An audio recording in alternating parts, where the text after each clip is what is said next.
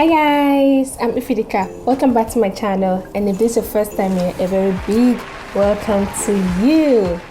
So today in my video, I'll be talking with Fahad. Fahad has been here before. We did the pre-marital screening video together, and today he's going to be talking about HIV with me.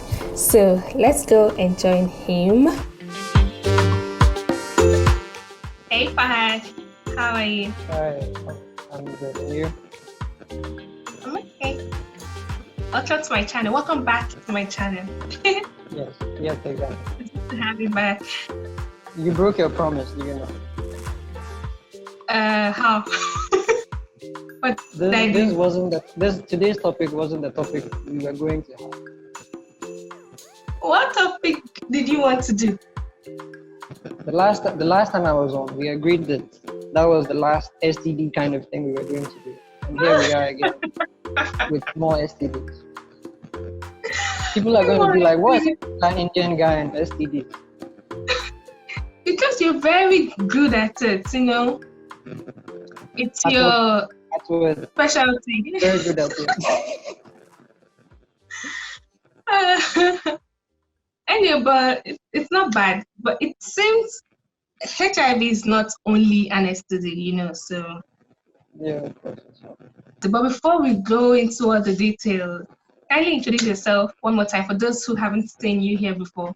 All right, so my name is Fahad Waqas, and I'm a medical laboratory scientist here in Accra, Ghana. Hey, nice to have you back. Thank you.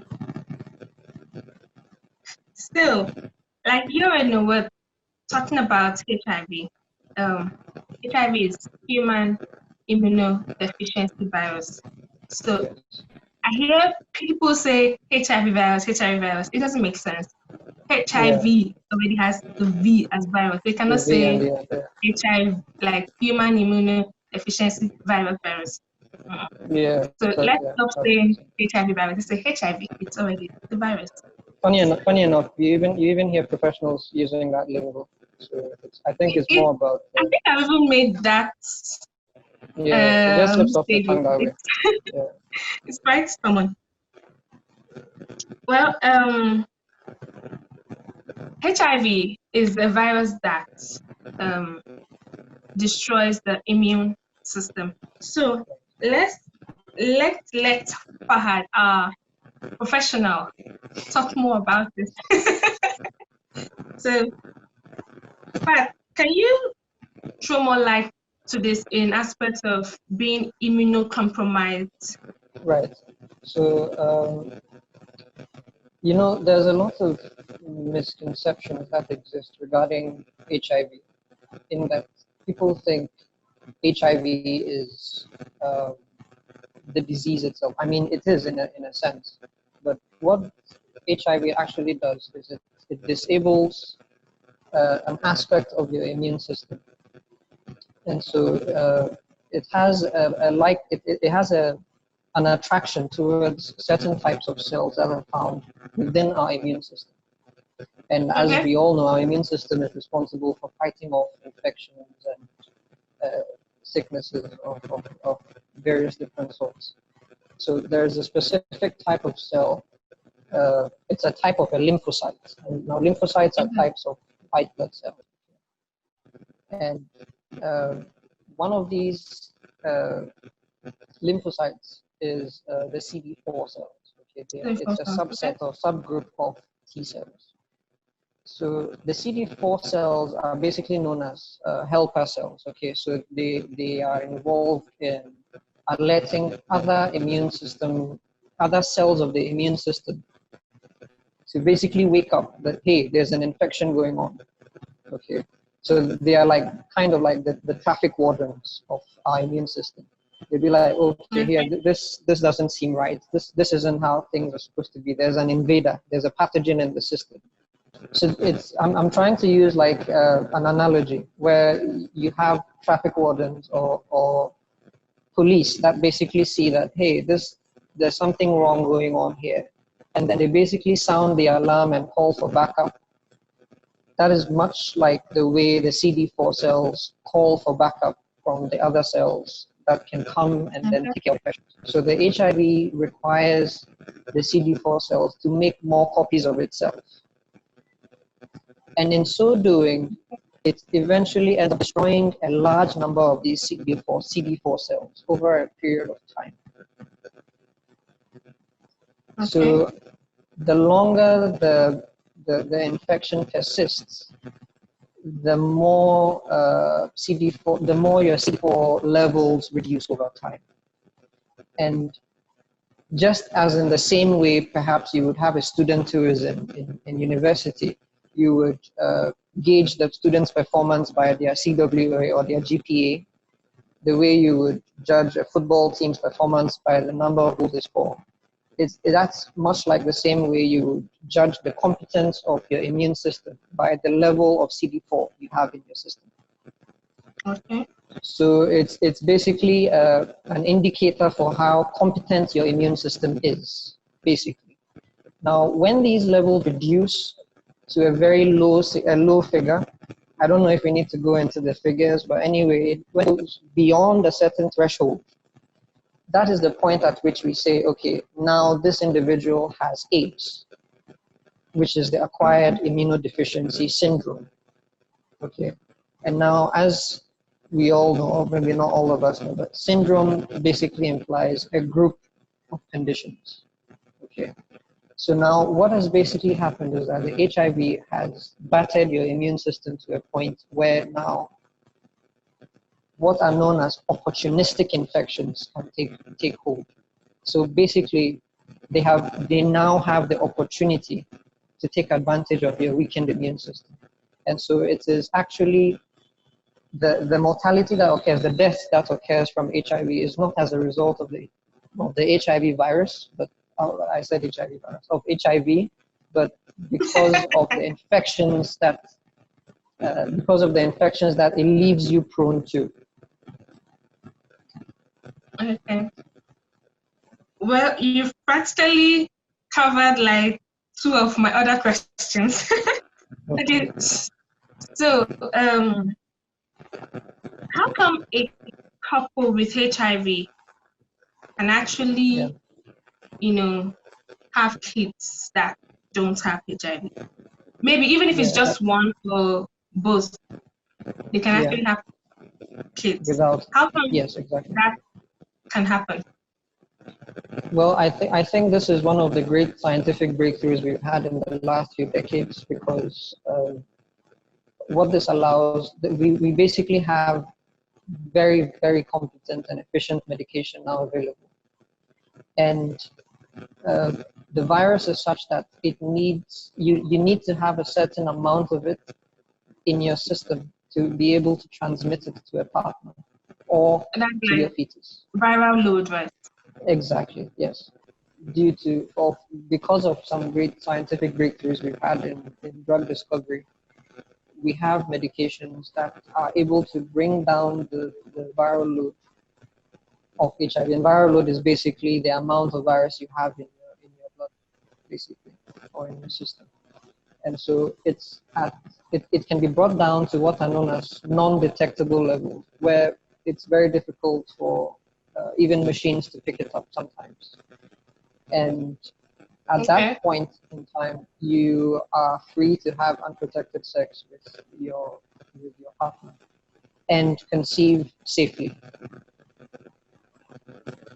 Okay, wait. So you mean, if I understand you mean there can be a time when the viral load is very low that one can have unprotected.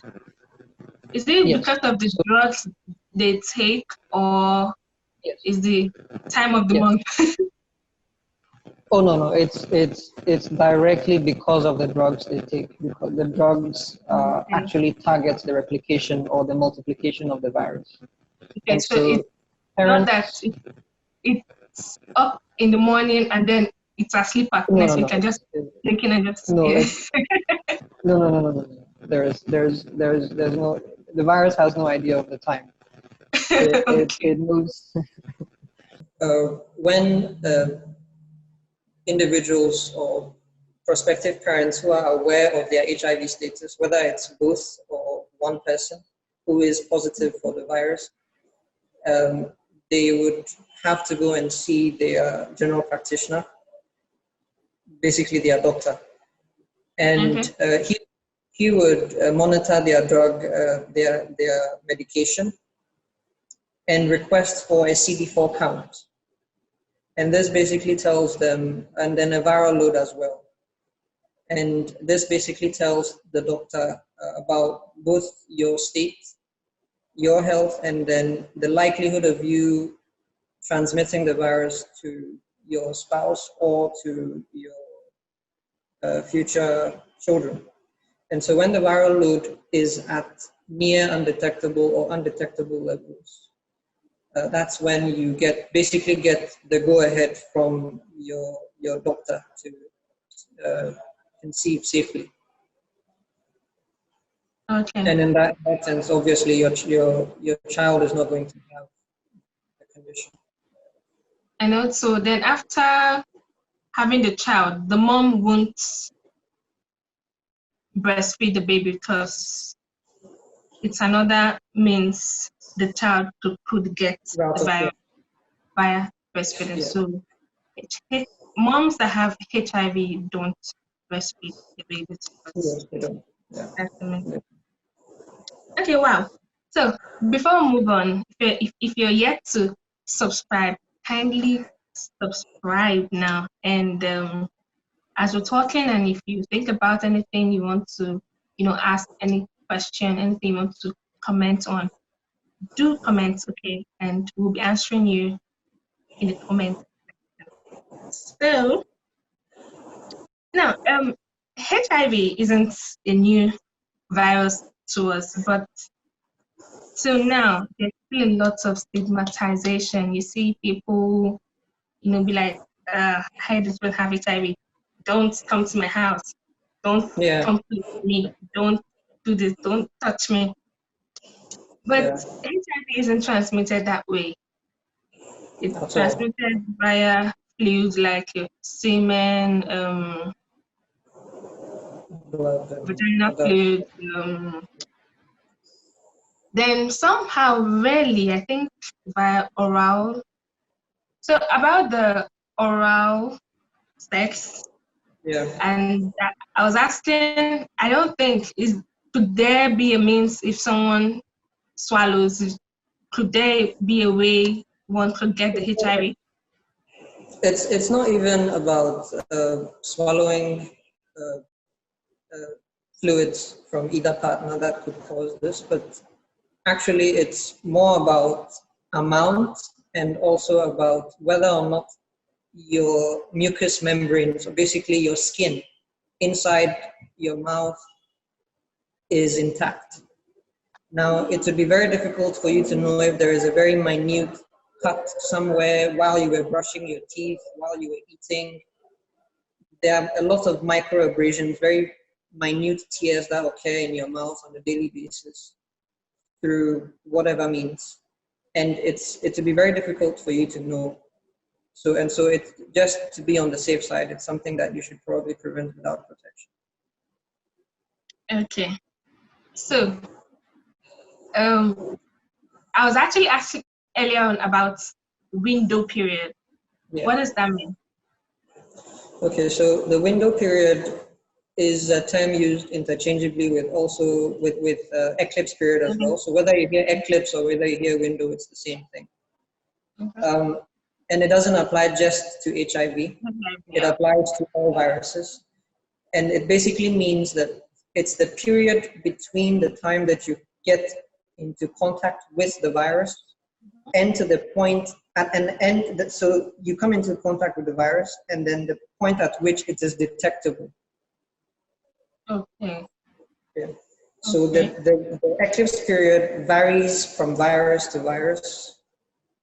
And in relation to HIV, how long is it? It depends, actually. In some cases, it's 3 months. In other cases, it's 6 months. But most of the time, I think it's usually 3 months. Yes, that is what is basically mostly, like adhere up to to. 3 months. Mm. Yeah, exactly. It's the reason why they advise you go check your status every 3 months.